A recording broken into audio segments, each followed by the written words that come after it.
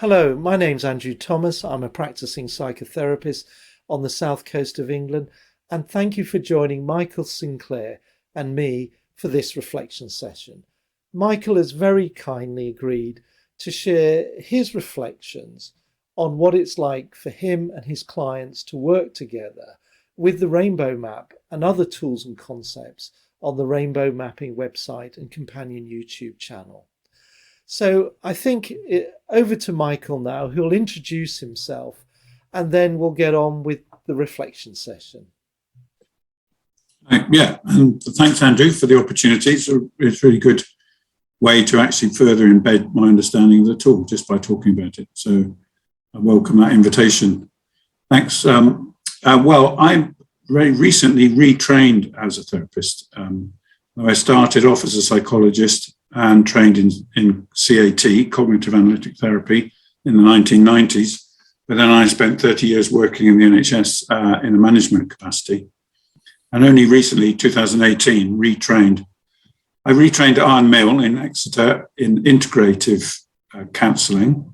But I also have quite a big interest in Jungian analytical theory and practice. And I've done some subsequent development in that area as well. At the moment, I tend to, and in my training, actually, I've been working almost exclusively with adults in a primary care setting.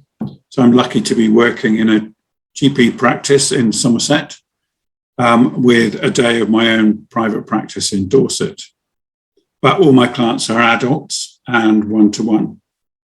And my approach, I tend to think of as person-centered. And in relation to integrative, it's about looking at being aware of other models and approaches, such as transactional analysis and, of course, the Jungian psychology, and bringing that in when it's helpful and relevant for clients. But the core cohort, if you like, is adults, referred from GPs on the whole. Okay, well, thank you very much. And so moving on to the Rainbow Map, really, what causes you to introduce it to a client? Yeah, well, I guess primarily it's when clients are stuck with their own situation, in that they find themselves in loops of emotional, cognitive, or behavioural ways of being that they find themselves out of control with or unable to control. And usually it's clear that there are high levels of emotion or low levels of emotion that they want to try to explore and shift in their own lives. So that's the starting point. I think also it's the physical representation of it is very powerful because it's simple, single sheet of paper, colourful, quite easy to digest in one glance in itself. So clients are initially quite taken by it because it looks nice, which is a very clever design feature because the actual essence of it is quite complicated when you start to explore it in more detail. But its first impression is quite important, I think, because people will naturally soften to it, whereas some other tools people might find a little bit challenging when they first come upon them. So I think that's quite an important part of it. And so how do you go about introducing it? Do you sort of mention it in a session before, or might it just come up spontaneously in a session and you just bring it out and give it to look? And also, it would be interesting also the first time you used it. What was that like? What did it take for you to introduce it the first time? Because I think sometimes when we work with new tools, it's the first time we use it can be the biggest barrier. So I suppose there's a couple of questions in there. What was it like the first time, and now have you sort of generated any pattern that might be useful for people to tune into and learn from? Those are interesting questions, and the pattern thing is the thing that springs to mind mostly. I'll come back to the first time if I can remember it. a while ago now, but what I find is that what triggers in me the need to use it, or the idea that it would be helpful for any particular person, is when they seem to be mixing up their emotions with their thoughts, and maybe unaware of sensations, or because that delineation of feeling, thought, and sensation is a really big, powerful way to help people unpick their experience. So what I usually actually introduce the concepts of the three-part model of being human, the cognitive, the emotional, and the physical. And I talk about that. We have a conversation about that.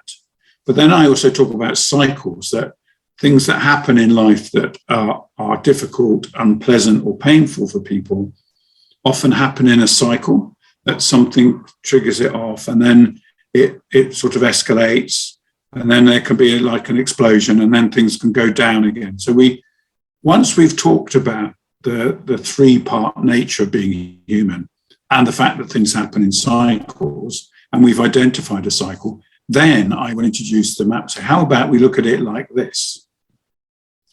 And I think there are two or three phases of use of it that I found. One is to introduce it and talk about the principles and the concepts, and just go over the page and look at how you might use it physically.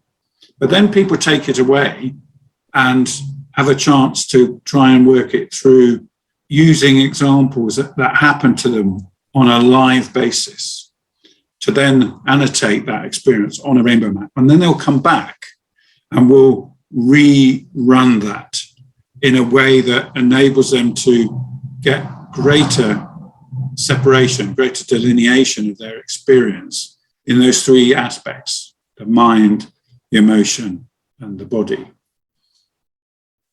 So I think you're already moving on and touching on this. What sort of reactions do you get from clients when you do introduce it? I mean, you're sort of you've touched on that, and also you've touched on how they start to use it or interact with it. But would you like to say anything more about what the initial reactions are to it? Well, it's very different. It depends on the person. I had one client who just took to it immediately and was actually able to criticize its structure and its form in a way, because I used an early version that has it has numbers and graphics and things on it. Remember, we had a conversation about it at the time. And he said, "Oh, that's a bit complicated." And I said, "Well, look, the essence is about emotion, feeling, and sensation." He said, "Well, yeah, what do you need all these numbers for? What's that number mean? Yes. And what's that letter mean?" And stuff. But he was right on it, and actually engaged with it.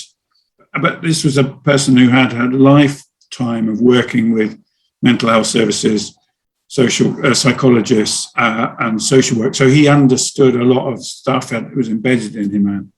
For others for whom life is just generally confusing or overwhelming, it might need a more careful shepherding through, and a sort of. But what I find about it is a really helpful way to manifest. It's almost like. So for me, being person-centered, the relationship is the critical part of the work. But sometimes you need some external focus to help people work through things in their own head while they're also in the room with you. So I use creative interventions like sand trays, or just give them a pen to write on a flip chart or draw something. But what's brilliant about this is that you can focus it without. You can sort of come outside the eye-to-eye contact, the bubble, and have something that you can both work on that's separate from the person. So they're able to put a bit of themselves onto the paper in front of you and then talk about it. It's almost like externalizing. It's helping to externalize and sublimate what's happening for the person. Okay, because that's just what I was going to say. It sounds like you're seeing it in a role of externalization. So just to clear up for people tuning in, the numbered version that you were referring to is sort of used quite a lot online now. And I think you now have also access to the version which has got no numbers or letters on it. It's fairly blank, isn't it? Yeah.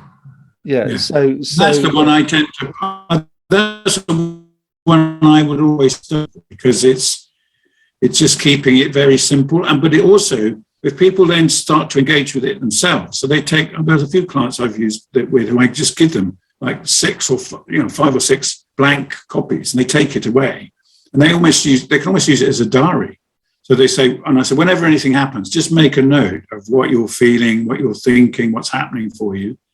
And with quite a few people, when they like it, because it gives them a chance to actually get out what's happening to them live, so they don't forget. So it helps them with a record. I mean, it's a big piece of paper, relatively speaking. It's not like a notebook, but for some people, they find it really helpful. And then what happens, we come back and they'll then put it on the desk, and then we'll get another blank one out, and I'll try and translate it into the cycle, a picture of a graph, the time periods and when it escalates and when it levels and when it goes down. And they said, I did it all wrong. I said, no, perfectly it, because you're getting down what's actually happening for you. But now we're just going to try and look at it a little bit more graphically, and get some of the finer understanding of how long things take to happen, and when things can switch from being, highly emotive to low, or when things can level out. And actually, one of the other things that's very helpful is about how it can sometimes go in peaks and troughs. So it doesn't always work on a linear cycle. Sometimes it goes boom, and then they go down, and they go up again. And just thinking about it, just trying to work it through is really helpful for people in terms of their own understanding. So I'd like to come back to what you're saying, really helpful. So if we could, I'll try and keep that in my mind. But you comment, there are quite a lot of things in there. When you were talking about them using it as a note-taking tool. Because I know I use it with my clients very much like that. I mean, so what I'm hearing you say is they quite often take to that. And other therapists who've done other reflection sessions have also said they're using it in that way. So what you've probably tried to encourage people to note take before. How would you contrast note-taking with the rainbow map versus, hey, if you could keep a diary, like I might have done before I started using the rainbow map, maybe you did that as well, or is note-taking between session new to you and it's come to you through the rainbow map? That's quite interesting. I think the thing that comes to mind there is that often when you explore using a diary or a journal, and I prefer the journal media, it's less formal than a diary, and people sort of have preconceptions about diaries. They may have been asked to do that before, and think of it as here we go, my therapist is asking me to do a diary. It becomes an obligation or a thing they feel they have to do, and also people feel they have to do it in a certain way, and it has to be right. And I didn't put enough detail in, or I missed that out, and I should have. And it sort of becomes a chore or a task. Whereas with this, it's just like, when something happens, make a note of it on this piece of paper. So it's almost like it's not a chore or a task. It's not something they have to do on a regular basis. They just do it whenever they feel like it, whenever it helps, and it gives them more an open field to annotate what's happening for them. So, and they've got a single focus. So that will put the name of what happened, shouted at the wife or kicked the cat or whatever it was. And then they can then spend time focusing on that one event and looking at what happened before it, how long things lasted, what happened after it. So it sort of becomes a pure representation of what's going on at that moment, rather than a forced noting or diarying. And moving to that question I was trying to hold on to, so in a way, so what? So what? With the rainbow map, they're noticing themselves in quite a discrete way, emotions, thoughts, styles of thinking, typical thoughts, sensations and behaviors. Maybe we'll comment on the trigger cycle specifically, because it sounds like you're introducing or working with that concept quite discreetly. But going back to that question, so what? So if someone does journal between and come back to you and they've noticed the discrete elements playing out and interacting, I suppose, so what? Well, therapeutically, what? Yeah. Therapeutically, I think there's another difference between a diary and using the rainbow map as a way of noting things.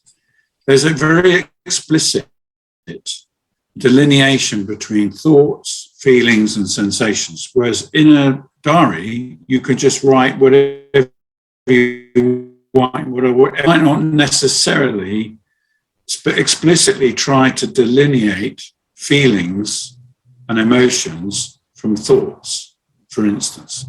So what's been really helpful, I've seen with some clients, is that beginning to separate what's emotionally driven or emotionally originates in them and expresses, is experienced by them, gets very tangled with cognition. The narrative, the story behind why they're upset, why they're having these physical sensations, are all interwoven with each other. Because what this is doing is helping them begin to delineate the elements of themselves so that they can get closer to the roots of what happens for them. Does that? Yeah. So really, that you're getting onto the so what, therapeutically. I mean, you're a person-centered therapist, but you're an integrative therapist. You bring in the Gestalt and Jungian therapy and the Gestalt. So I suppose the question is what do you think your clients get out of working with the rainbow map? I suppose that's it. It's, how does the rubber hit the tarmac? I'm sorry if that sounds, I'll share with you a little bit.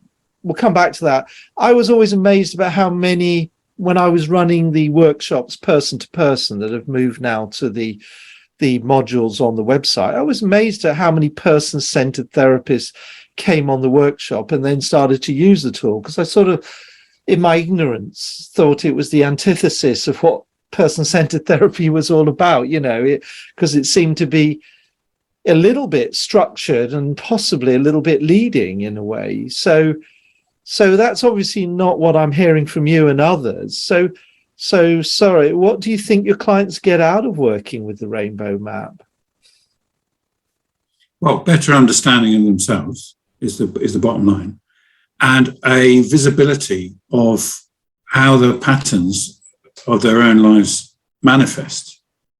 And the triggers is very important, because it's about, and there's maybe a number of triggers in any one cycle for one individual. And it's giving them visibility to what actually happens in them. It supports the ability to become the external observer.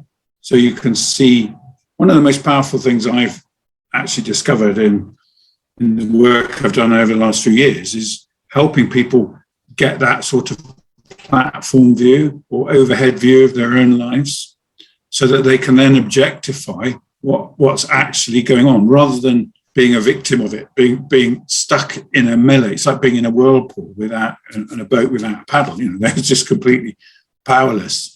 But what this helps do is separate out the various components of their experience, and that then gives them a better potential to control what's happening in themselves.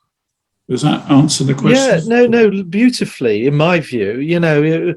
What I heard you saying is that it's giving them more choice, more capacity to notice themselves.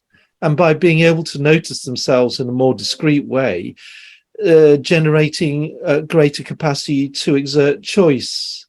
Yes. And maybe this is me embellishing it with my own stuff.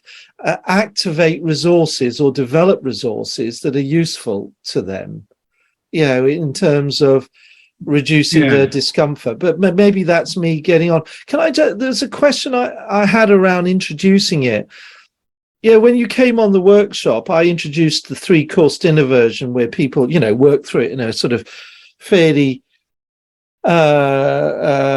step-by-step way. And as if you can remember, I said, but this isn't what I'm saying is the way to use it. It's not the way or the best way or anything. It's just a way.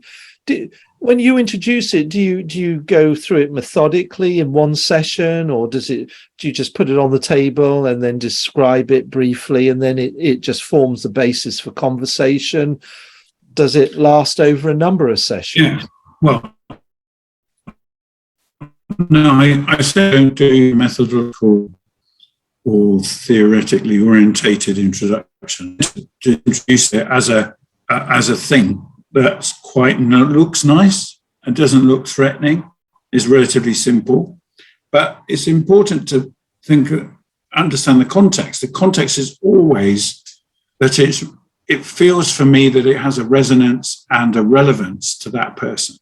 So I'm not introducing it as a tool that I think it would be useful for us to go through. So I use the CA2 psychotherapy file, for instance, which is a massive 12-page questionnaire that people have to go through. And it looks at snags, traps, dilemmas, all of those sorts of loops that people get in their minds around their lives. That needs a formal shepherding through and almost a psychoeducation element to it.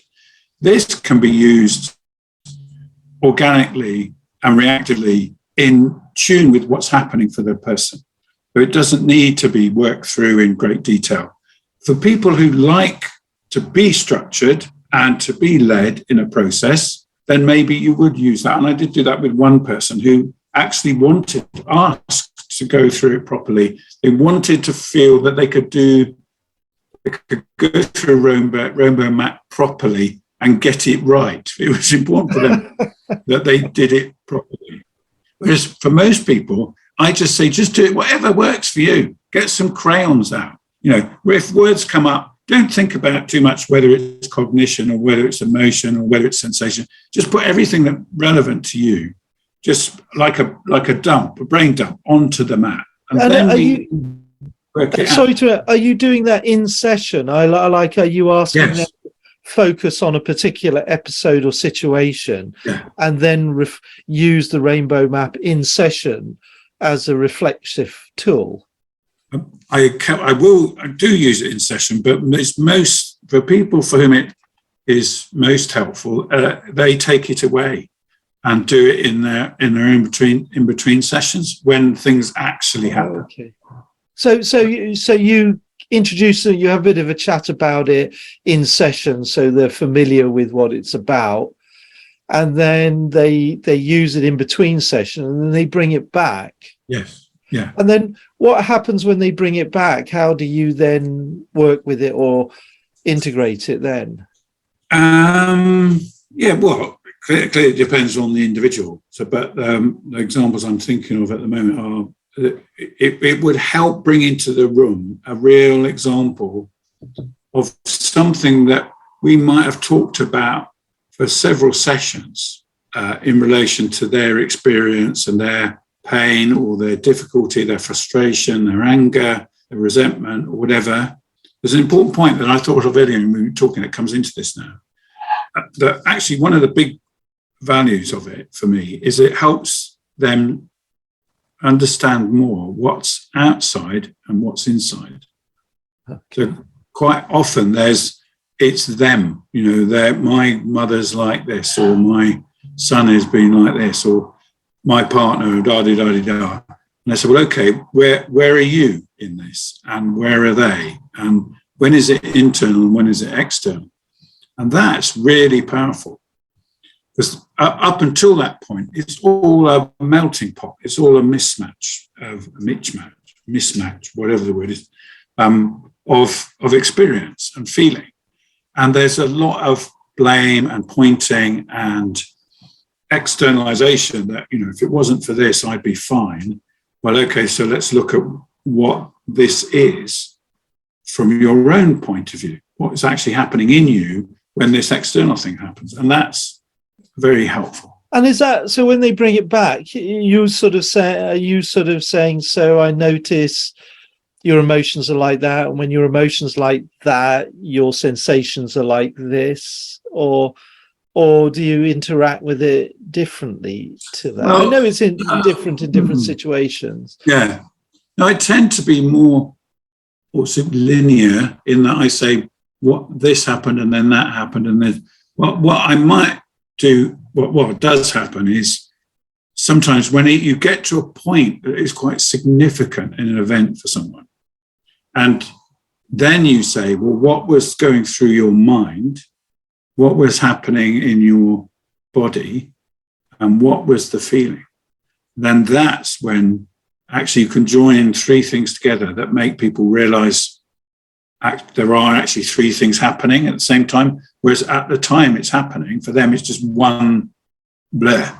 So if you think of the range of things that your clients refer to, the GP surgery, for example, obviously we can't talk about individuals, but in general, in the gamut or the range of issues might be depression, anxiety, it could be relationship issues, it could be grief, maybe addiction. When you think about the rainbow map in the context of the range of work you're doing, does it seem to work across the range equally, or do you think it has particular applications in some of those types of areas or issues that your clients are coming to work on? That's a really interesting question. I hadn't thought about it before, but I think there are two answers to that. One, it tends to be helpful in my practice for people with high levels of, and then you can replace, and there's a blank there, and you can put in there anxiety, depression, anger, any strong emotion, either hyper or low, hypo feeling that they are struggling with, because it keeps occurring in their life, but they don't know quite why or how. So that's helpful just in that regard.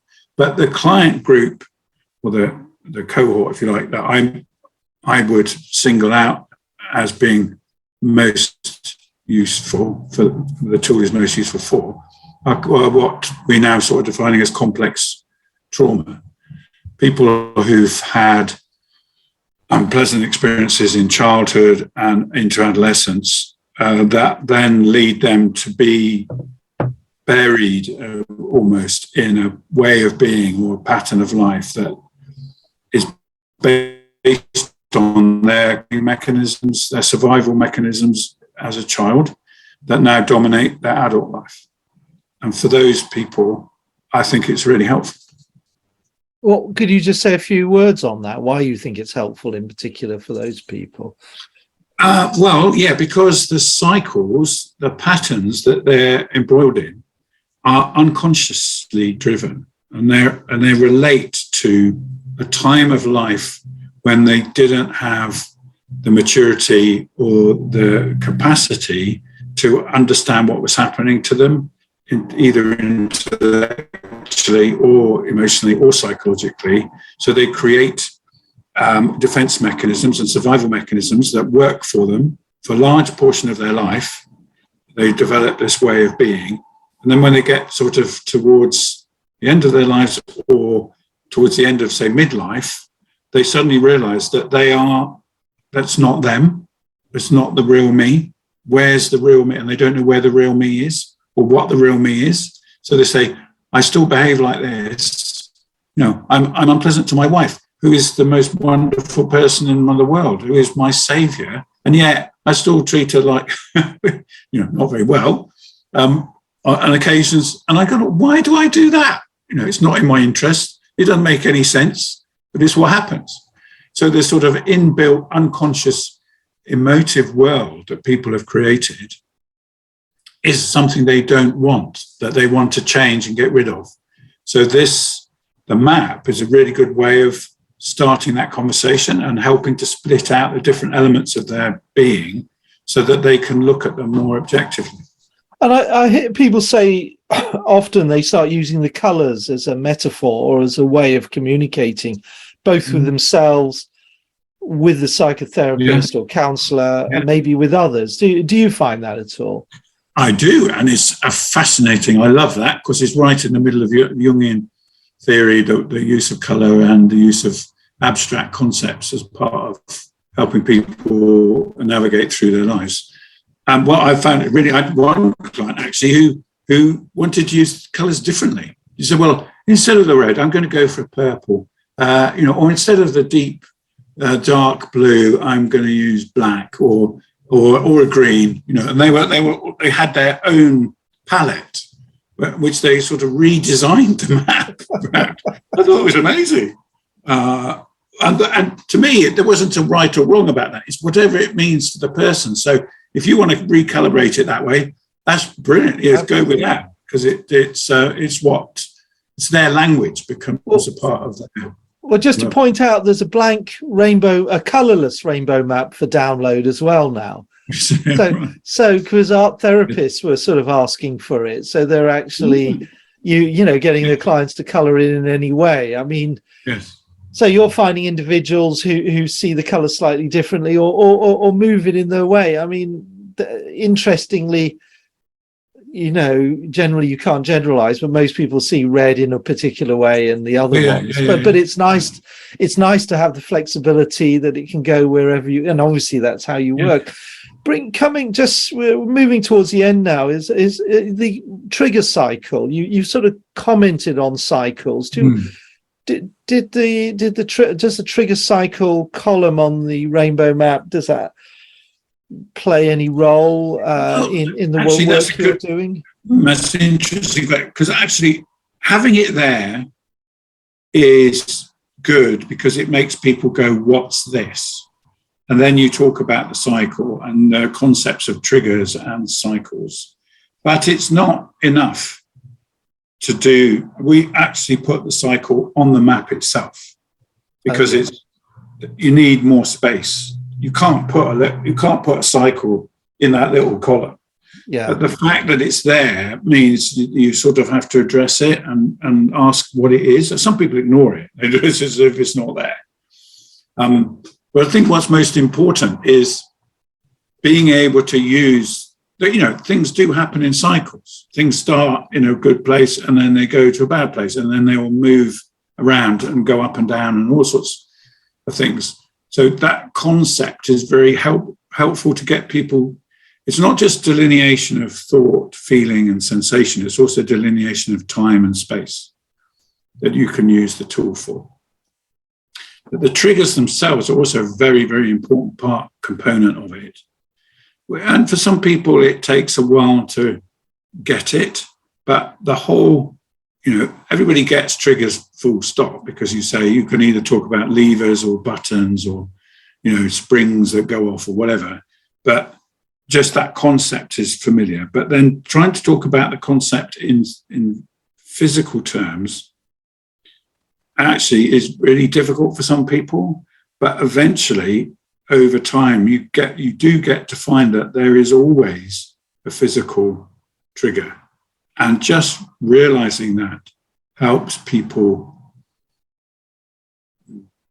begin to deal with what a cycle before it actually happens, whereas without that you just become a victim of it more. So you're also talking about the trigger flag concept, which is covered in some of the modules. But I think one of the things that really resonates with me today, and you were talking about, was about the sort of temporal, the time-based nature of what's happening, the cycle. And as you're saying, when they start to realize there's an outside element and an inside element, to me, what you were saying there really was really beautifully put, in that there's bound to be a time element. Like, that happened on the outside, and now this is happening on the inside. And as this is happening on the inside, I do this, which then affects the outside. And you're getting that sort of that sense that I suppose I'm going for tennis lessons at the moment. I'm starting to get more discrete awareness of the bits of a tennis swing, which I never had before.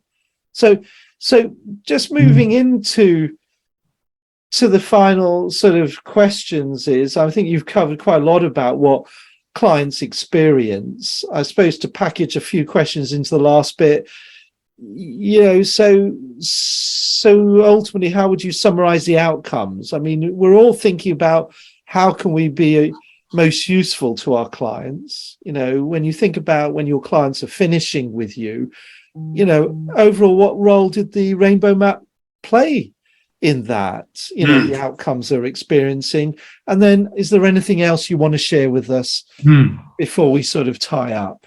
So, I mean, the biggest outcome really is giving people that separation of their experience so that they can see it more objectively and get a greater granularity about what's happening in those three dimensions of being, but also begin to see where they've got choice, and which could be about their own feelings, but also about how they're triggered by other people. Can I ask you, sorry to interrupt, what might your clients actually be saying to you towards the end of therapy that suggests that not just the rainbow? Go away. That's a different context. So that you would connect with the rainbow map. What might they be saying that's changed in their lives? Like, I'm experiencing myself like this now, or I'm interacting with others like this. Maybe you can't put a finger on it, but maybe you can. I don't know. Well, it's very different. And there are a number of people for whom working with the rainbow map almost sort of comes and goes, and then it is never talked about ever again. And it just sort of gets sublimated into their consciousness in a way that it means that they're just able to make that separation. I think that's the biggest thing, that they get a distance which gives them a freedom from what they were trapped in before. So that's your observation. Do you ever get any sense from their reflection subsequently that you can see that playing out in what they're actually saying is actually happening in their lives? Well, yeah, I mean, I suppose the biggest thing is when actually not after it's used, but when there are those little aha moments, when they realize when things are high, when they're in the high stage, what actually happened to get there and what keeps them there. Why does it last this long rather than that long? And when you go down, what is it you're feeling? Is it guilt? Is it shame? Is it just despair or sadness?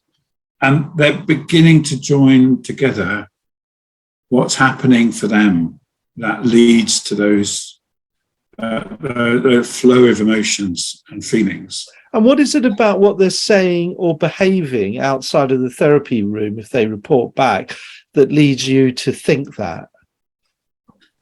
Just they have better distance, control over what happens. So that you would form that impression based on, sorry to zero into this, but you would base that on what do you get into their interactions? That? It's about their interactions with other people. So the key people in their lives who up until that time have been the focus of difficult or problematic moments, situations with partners, with children, with parents, grandparents, where they're able to now they'll say things like, oh, I realised they must have had a difficult childhood as well. Or I realise I'm not responsible for their feelings. I don't have to take that on anymore. I could just make my own choices for myself, those sorts of things. Okay, well, sorry to push on that. I suppose you. Well, I'm being a bit defensive now, I suppose. Sorry about that. It's just that, I did, all the work went in this was to make a difference. And we as therapists, I suppose, can talk to the cows come home on what we think are making a difference. But it's to me, it's what our clients start talking about. What they reflect back to us when towards the end of therapy, like, oh, this is changing, or I reacted to myself differently in this situation. I would have done it like this once and now I'm doing it like that, or I'm getting a different reaction. And so apologies if I'm sort of taking this off into my own thing. Over to you. Any other reflections that you want to finish on this? Other than say, Andrew, shut up. Let me in. No, that's right. Although I've run over a bit. I've got a job I'm supposed to be doing shortly. So but any other reflections before we tie up? The main. There's a couple of things that I thought might be helpful. One is I really like the simple, uncluttered version as an introduction to people. It's a very nice, it's attractive, it's easy to use, and it's a really good starting place. So I really like that. I find its use with complex PTSD very helpful. And the one thing that's not on it, which a transpersonal therapist might find interesting, is it doesn't mention the spiritual. But there are opportunities with some clients to bring that element of being into it as well. So it possibly could warrant another column, but that might make it a bit heavy. But it is a conversation that you can bring in from time to time. And I've done with a couple of clients who also use Christian groups to help them with their own path in resolving their issues. So it would complement that sort of work if people wanted to take it in that direction, I think. Okay. Well, Michael, I can't tell you how grateful and thankful I am for sharing your precious time with us, and in such a sort of thoughtful and reflective way. I always learn from. I've learned so much over the years from other therapists using it. I think I've learned more from others' use of it than I have from my own in some ways. And today has been a wonderful example of for me, that learning. So thank you so much. I greatly appreciate that. No, it's a pleasure. It's nice to give something back in relation to a tool that has been genuinely useful for me. And I hope this also is an example of how we can all learn. I think one of the greatest untapped training resources for psychotherapists are each other, and actually getting a look into each other's practice, and then learning from that. So thank you very much, Michael. Pleasure. Okay, bye for now.